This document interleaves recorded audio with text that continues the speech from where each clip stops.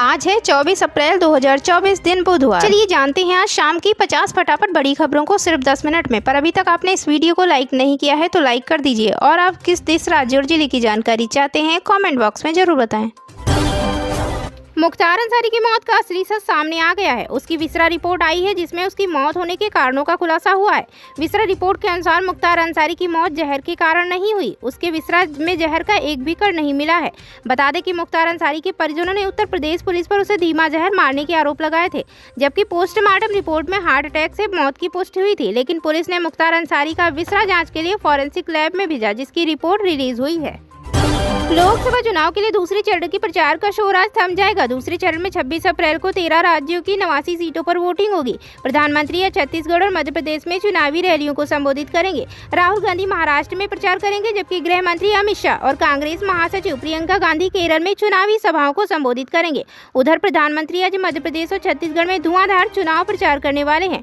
PM Modi आज सुबह छत्तीसगढ़ के सरगुजा और रैली को संबोधित करने के बाद मध्य प्रदेश के सागर में दोपहर 3 बजे जनसभा को संबोधित करेंगे। प्रधानमंत्री नरेंद्र मोदी ने अलीगढ़ में चुनावी सभा को संबोधित किया। पीएम मोदी ने कांग्रेस के चुनावी घोषणा पत्र पर निशाना साधा। पीएम ने कहा कि आज अलीगढ़ के लोगों को आगाह कर रहा हूं। मैं कहना चाहता हूं कि कांग्रेस इंडी गठबंधन की नज़र आपकी कमाई पर है, आपकी संपत्ति पर है। कांग्रेस के शहजादे का कहना है कि उनकी सरकार आएगी तो कौन कितना कमाता है, किसके पास कितनी प्रॉपर्टी है, किसके पास कितना धन है, उसकी जाँच कराएंगे। इतना ही नहीं, ये उनका मैनिफेस्टो कह रहा है। उन्होंने कहा कि हमारी माताओं बहनों के पास जो सोना है वह स्त्री धन है, इसे पवित्र माना जाता है। कानून भी इसकी रक्षा करता है। अब इन लोगों की नज़र महिलाओं के मंगलसूत्र पर है। इनका इरादा माताओं बहनों को सोना चुराने का है। ये माओवादी सोच है, ये वामपंथियों की सोच है। जवाहरलाल नेहरू विश्वविद्यालय की कुलपति शांति श्री पंडित ने ड्रेस कोड और हिजाब पहनने को लेकर बयान दिया है। उन्होंने कहा है कि भारत में धर्म, भाषा और ड्रेस कोड में एक रूपता कारगर नहीं है और अगर कोई छात्रा हिजाब पहनना चाहती है तो यह उसकी पसंद है, उसे इसकी अनुमति मिलनी चाहिए। पंडित ने कहा, मैं ड्रेस कोड के खिलाफ हूँ। मुझे लगता है कि इसमें खुलापन होना चाहिए। अगर कोई हिजाब पहनना चाहता है तो यह उसकी पसंद है और अगर नहीं पहनना चाहता तो उसे मजबूर नहीं किया जाना चाहिए। बता दें कि कर्नाटक में 2022 में हिजाब विवाद सामने आया था, जब उडुपी के एक सरकारी स्नातकोत्तर कॉलेज की 6 छात्राओं ने निर्धारित परिधान से हटकर हिजाब पहनकर कक्षा में भाग लिया था और उन्हें कॉलेज से बाहर निकाल दिया गया था। खैर, आपकी इस बारे में क्या राय है कमेंट बॉक्स में जरूर बताएं। रफा पर मंडरा रहे खतरे के बादल, इजराइल के आगे रेड क्रॉस ने भी खड़े किए हाथ। जी हां, बता दें ईरान के हमले के बाद से इजराइल गाजा पर लगातार हमले कर रहा है। इसी बीच रेड क्रॉस के एक अधिकारी ने मंगलवार को कहा, अभी की स्थिति और परिस्थितियों को देखते हुए गाजा के सबसे दक्षिणी शहर राफा से फिलिस्तीनियों को निकाल पाना मुमकिन नहीं है। रेड क्रॉस एजेंसी का बयान तब आया जब इजराइल ने संकेत दिया कि राफा पर कभी भी हमला हो सकता है। बता दें इजरायली सेना दक्षिणी गाजा के राफा को हमास का आखिरी गढ़ मानती है। हालांकि अंतर्राष्ट्रीय समुदाय ने इजराइल से संयम बरतने का आग्रह किया है, क्योंकि युद्ध के कारण करीब 10 लाख से अधिक फिलिस्तीनियों ने शहर में शरण ले ली है। कांग्रेस ने बिहार की पटना साहिब लोकसभा सीट से मीरा कुमार के बेटे अंशुल अभिजीत को टिकट देने की घोषणा की है। इस सीट से उनका सीधा मुकाबला बीजेपी उम्मीदवार रविशंकर प्रसाद से होगा। पिछले लोकसभा चुनाव में रविशंकर प्रसाद इस सीट से भारी मतों से विजयी हुए थे, इसलिए बीजेपी ने दोबारा उन्हें यहां से चुनावी मैदान में उतारा है। वहीं अंशुल अभिजीत भारत के पूर्व उप प्रधानमंत्री और दलित नेता जगजीवन राम के पोते भी हैं। उन्होंने कैम्ब्रिज से डायरेक्टरेट की पढ़ाई पूरी की है। इससे पहले वह कांग्रेस पार्टी के राष्ट्रीय प्रवक्ता भी रह चुके हैं। एम्स के चौथे दीक्षांत समारोह में राष्ट्रपति द्रौपदी मुर्मू ने कहा कि हर क्षेत्रों में महिलाओं की बढ़ती हुई भागीदारी एक बहुत बड़े अच्छे सामाजिक बदलाव की तस्वीर प्रस्तुत करती है। बता दें मंगलवार को राष्ट्रपति द्रौपदी मुर्मू ने एम्स के दीक्षांत समारोह में मुख्य अतिथि के तौर पर शिरकत की है। राष्ट्रपति ने शैक्षणिक गतिविधियों में सर्वोच्च प्रदर्शन करने वाले छात्र छात्राओं को स्वर्ण पदकों से नवाजा। कहा कि चिकित्सा के क्षेत्र में विश्व स्तर की शिक्षा और सेवा प्रदान करना एम्स ऋषिकेश सहित सभी एम्स संस्थानों की बहुत बड़ी राष्ट्रीय उपलब्धि है। मेरठ हपुड़ लोकसभा सीट पर टीवी सीरियल रामायण के राम अरुण गोविल भाजपा प्रत्याशी हैं। अरुण गोविल जब से मेरठ आए हैं तब से उनके रोड शो लगातार हो रहे हैं। समर्थन के लिए तमाम कलाकार जहां सोशल मीडिया पर उन्हें वोट देने की अपील कर रहे हैं, तो वहीं टीवी सीरियल रामायण के लक्ष्मण सुनील लहरी और टीवी सीरियल रामायण की सीता दीपिका चिखलिया ने भी रोड शो कर जनता से अरुण गोविल को जिताने की अपील की है। अभिनेत्री दीपिका चिखलिया टोपीवाला ने कहा, भगवान राम देश की सेवा के लिए आए हैं और हम उनका साथ दे रहे हैं। हम लोगों से अरुण गोविल को वोट देने का आग्रह करते हैं। कांग्रेस मध्य प्रदेश इकाई के अध्यक्ष जीतू पटवारी ने कहा है कि लोकसभा चुनाव लोकतंत्र को बचाने का चुनाव है। होशंगाबाद लोकसभा संसदीय क्षेत्र के कांग्रेस उम्मीदवार संजय शर्मा के समर्थन में रायसेन के उदयपुर में आयोजित जनसभा में जीतू पटवारी ने भाजपा सरकार और उनकी नीतियों को जनविरोधी करार दिया है। पटवारी ने कहा कि भाजपा कहती है कि पीएम मोदी का 10 साल का शासन तो केवल एक ट्रेलर है, पूरी पिक्चर अभी बाकी है। हम यह पूछना चाहते हैं कि यदि 1200 रुपए का सिलेंडर इन्होंने बेचा तो अब 4000 का सिलेंडर और 400 का पेट्रोल डीजल पूरी पिक्चर का हिस्सा होगा।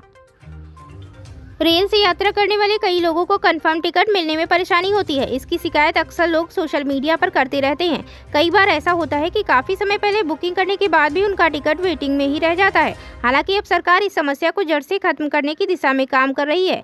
रेल मंत्री और IT मंत्री अश्विनी वैष्णव का कहना है कि अगले 5 वर्षों में लगभग सभी यात्रियों को कंफर्म टिकट मिलने लगेगा। उन्होंने कहा कि प्रधानमंत्री नरेंद्र मोदी चाहते हैं कि रेल यात्रा करने वाले सभी लोगों को कंफर्म टिकट मिल सके। इसी दौरान एक इंटरव्यू में उन्होंने कहा, अगले 5 साल में रेलवे की क्षमता इतनी बढ़ा दी जाएगी कि जो भी रेलवे से सफर करना चाहेगा उसे आसानी से कंफर्म टिकट मिल सकेगा। उन्होंने यह भी कहा कि पिछले 1 दशक के दौरान रेलवे में डेवलपमेंट की रफ्तार काफी तेज हुई है। सिद्धरमैया सरकार ने CID को सौंपी नेहा मर्डर केस की जांच, स्पेशल कोर्ट में होगी सुनवाई। बता दें कि कर्नाटक सरकार ने हुबली के नेहा मर्डर केस की जांच CID को सौंप दी है। सूबे के CM सिद्धरमैया ने इस बात की जानकारी दी है। उन्होंने कहा कि उनकी सरकार ने हुबली के नेहा मर्डर केस की जांच को CID को सौंपने का फैसला किया है। इससे पहले इस केस की जांच स्थानीय पुलिस कर रही थी। उन्होंने यह भी कहा कि इसके साथ ही एक स्पेशल कोर्ट का भी गठन किया जाएगा जिसमें केस की यथाशीघ्र सुनवाई होगी। बता दें कि नेहा हत्याकांड को लेकर लोगों में बहुत गुस्सा है। राज्य भर के लोग जमकर विरोध प्रदर्शन कर रहे हैं और आरोपी को सख्त से सख्त सजा देने की मांग कर रहे हैं। कांग्रेस की एक और लिस्ट जारी, बिहार पंजाब की इन 7 सीटों पर उम्मीदवार घोषित। बता दें कि लोकसभा चुनाव के लिए कांग्रेस पार्टी ने सोमवार को उम्मीदवारों की एक और लिस्ट जारी कर दी है। लिस्ट में कुल 7 उम्मीदवार शामिल हैं। पार्टी ने बिहार में 5 सीटों पर और पंजाब में 2 सीटों पर उम्मीदवारों का ऐलान कर दिया है। बिहार में कांग्रेस का RJD के साथ गठबंधन है, जबकि पंजाब में वो अकेले मैदान में है। बिहार में 5 लोकसभा सीटों की बात करें तो कांग्रेस पार्टी ने पश्चिम चंपारण से मदन मोहन तिवारी, मुजफ्फरपुर से अजय निषाद, महाराजगंज से आकाश प्रसाद सिंह, समस्तीपुर से सन्नी हजारी और सासाराम से मनोज कुमार को उम्मीदवार घोषित किया है। वहीं पार्टी ने पंजाब की होशियारपुर सीट से यामिनी गोमर और फरीदकोट से अमरजीत कौर शहोके को प्रत्याशी घोषित किया है। पार्टी ने फरीदकोट से मौजूदा सांसद और मशहूर सिंगर मोहम्मद सटीक का टिकट काट दिया। NCP की चुनावी रैली में गरजे संजय सिंह, बोले पीएम मोदी ने शिवसेना के तीर धनुष और शरद पवार की घड़ी चुरा ली। बता दें कि लोकसभा चुनाव 2024 से पहले वर्धा में NCP की चुनावी रैली में आम आदमी पार्टी सांसद संजय सिंह जमकर बरसे। वर्धा में संजय सिंह मंच पर जमकर बरसे और प्रधानमंत्री मोदी पर आरोप लगाए कि उन्होंने शिवसेना का तीर धनुष और शरद पवार की घड़ी चुरा ली, जिसका बदला महाराष्ट्र की जनता लेगी। इसके साथ ही संजय सिंह ने दावा किया कि इस बार महाराष्ट्र में भाजपा के प्रतिनिधित्व वाली NDA की जमानत जब्त हो जाएगी। महाराष्ट्र के वर्धा में आयोजित इस रैली में आप सांसद संजय सिंह ने भारत माता की जय के साथ अपने भाषण की शुरुआत की। इस चुनावी जनसभा में NCP प्रमुख शरद पवार और शिवसेना UTP प्रमुख उद्धव ठाकरे समेत महाआघाड़ी गठबंधन और आम आदमी पार्टी के दिग्गज नेता और कार्यकर्ता मौजूद थे। मोदी अपने देश में मुसलमानों को गाली देते हैं, वहीं दुबई में हबीबी को गले लगाते हैं। असदुद्दीन ओवैसी का प्रधानमंत्री पर हमला। ऑल इंडिया मजलिस इत्तेहादुल मुस्लिमीन के चीफ असदुद्दीन ओवैसी ने बीते सोमवार को प्रधानमंत्री नरेंद्र मोदी के दिए हालिया राजस्थान के चुनावी भाषण में मुसलमानों को रूढ़िवादी बताने के लिए हमला किया और दावा किया कि पीएम मोदी जिनके पास अधिक बच्चे हैं उनकी ये टिप्पणी झूठी है। समाचार एजेंसी PTI के अनुसार ओवैसी ने बिहार के पूर्णिया में एक चुनावी रैली को संबोधित करते हुए कहा, मुझे 6 बच्चे पैदा करने के लिए ताना दिया जा सकता है, लेकिन मोदी के बारे में क्या? जिनके 6 भाई बहन हैं उनके पार्टी सहयोगी जैसे अमित शाह और रविशंकर प्रसाद दोनों बड़े परिवारों में पैदा हुए। मिथुन चक्रवर्ती को मिला पद्म भूषण पुरस्कार, राष्ट्रपति द्रौपदी मुर्मू ने किया सम्मानित। बता दें कि दिग्गज बॉलीवुड अभिनेता मिथुन चक्रवर्ती को कला के क्षेत्र में उनके विशेष योगदान के लिए पद्म भूषण से सम्मानित किया गया है। 27 जनवरी को राष्ट्रपति द्रौपदी मुर्मू ने वर्ष 2024 के पद्म पुरस्कार के लिए चुने गए लोगों को सम्मानित किया। इस साल 25 जनवरी को सभी विजेताओं के नाम की घोषणा की गई। अब इन सभी को राष्ट्रपति मुर्मू ने सम्मानित किया है। इस बार राष्ट्रपति द्रौपदी मुर्मू ने 5 लोगों को पद्म विभूषण, 17 को पद्म भूषण और 110 लोगों को पद्मश्री से सम्मानित किया है। अरविंद केजरीवाल को तिहाड़ जेल में पहली बार दी गई इंसुलिन। बता दें कि दिल्ली के मुख्यमंत्री अरविंद केजरीवाल को मंगलवार को तिहाड़ जेल में इंसुलिन दी गई। केजरीवाल का शुगर लेवल लगातार हाई हो रहा था, जो 320 तक पहुंच गया था। प्रवर्तन निदेशालय की गिरफ्तारी के बाद पहली बार इंसुलिन दी गई। तिहाड़ के अधिकारियों ने पुष्टि की कि अरविंद केजरीवाल को बीती शाम 7 बजे के बाद इंसुलिन की 2 खुराक दी गई। रिलायंस जियो ने हासिल किया बड़ा मुकाम। नाम चीन की कंपनी को पछाड़ बना सबसे बड़ा मोबाइल ऑपरेटर। बता दें कि भारतीय उद्योगपति मुकेश अंबानी की दिग्गज टेलीकॉम कंपनी रिलायंस जियो एक बार फिर से नया मुकाम हासिल किया है। बताया जा रहा है कि जियो डेटा ट्रैफिक के मामले में चाइना मोबाइल को पछाड़कर दुनिया की सबसे बड़ी मोबाइल ऑपरेटर बन गई है। कंपनी के द्वारा इस बात की जानकारी जियो के पिछले वित्त वर्ष के आखिरी तिमाही के नतीजों की घोषणा करते हुए की गई। मार्च 2024 तक जियो का ग्राहक आधार 481.8 मिलियन है, जिनमें से 108 मिलियन ग्राहक जियो के true 5G stand alone network पर हैं।